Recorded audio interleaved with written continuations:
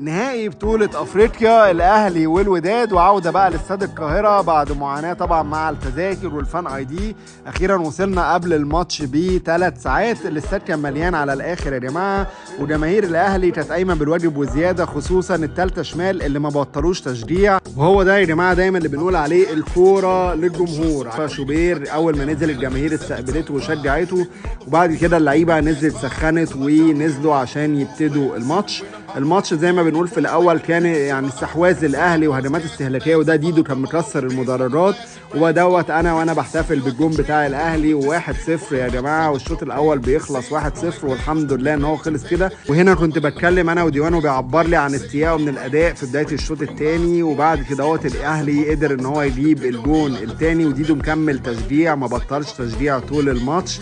و2-0 للاهلي في الدقيقه 60. بعد كده جماهير الوداد فاقت شويه لما جابوا الجون بتاعهم.